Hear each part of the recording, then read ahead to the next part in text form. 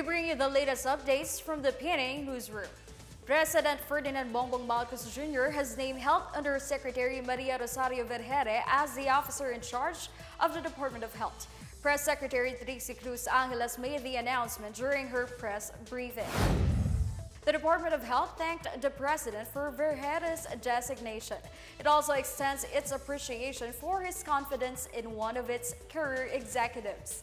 Moreover, the DOH assured to work together to continue the gains instituted by the previous administration as it pushes for pandemic recovery.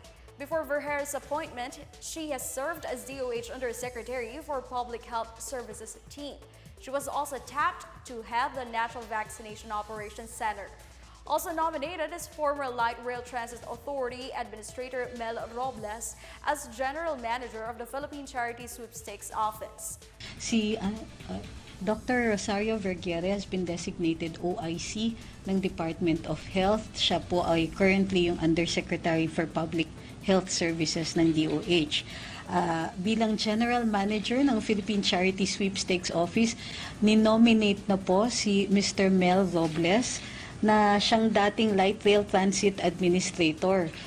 He is credited with having been the only administrator to have made that agency profitable. Prior to his stint as LRTA, member siya ng board ng Intercontinental Broadcasting Corporation.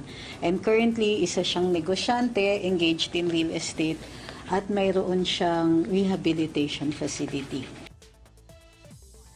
The palace offered condolences to the bereaved family of a palace administrative aide after his death inside the Malacañang compound.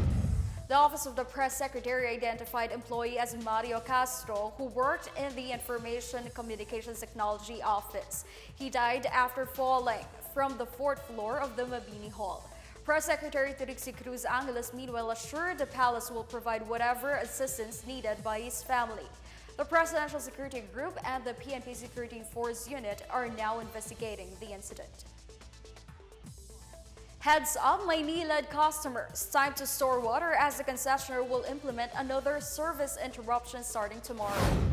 The rotational interruption will affect parts of Manila, Pasay, Las Piñas, Parañaque, and this will last from 18 to 36 hours starting at 11 a.m. tomorrow up until 11 a.m. Saturday.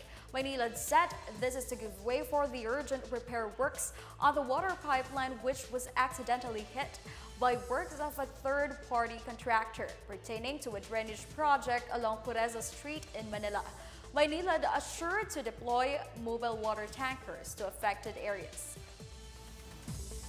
The Bangko Sentral ng Pilipinas Monetary Board decided to raise the interest rate on its overnight reverse purchase facility by 75 base points to 3.25% effective today.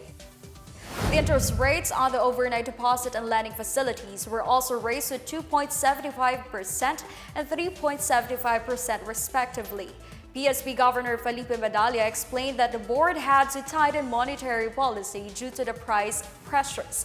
They're also seeing an opportunity to take advantage of favorable conditions from the strong rebound in growth. He said the Monetary Board aims to anchor inflation expectations further and temper the mounting risk to the inflation outlook. At the same time, the board seeks timely interventions to alleviate the impact of persistent pressures on commodity prices. The BSP reassures the public of its unwavering commitment and readiness to take further necessary actions to steer inflation towards a target consistent path over the medium term in keeping with its price stability mandate. Stronger bilateral ties and more cooperation in the education sector is set for the Philippines and Australia. This following the meeting of Vice President and Education Secretary Sara Duterte and Australian Ambassador to the Philippines, Stephen Robinson.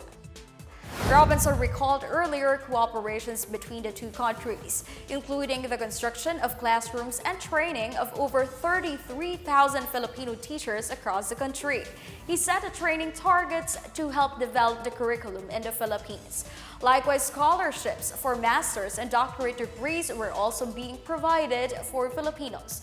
Duterte meanwhile expressed gratitude for these programs and said the administration will work closely to further improve the curriculum, especially with the developments in kinder to grade 12 program. Land Transportation Franchising and Regulatory Board Chair Cheloy Garafil is looking to apply upgrades at the EDSA Carousel Busway. Garafil took note of some areas of improvement for the EDSA Busway during her surprise inspection last Tuesday.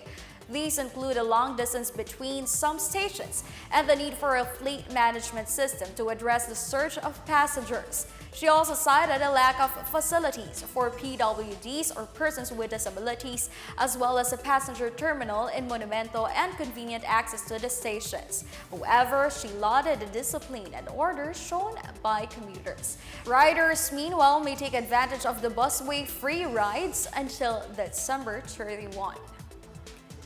That's the latest news from the Pna Newsroom. Stay tuned for more updates on the biggest stories throughout the day. I'm Stephanie Civiliano. Good day.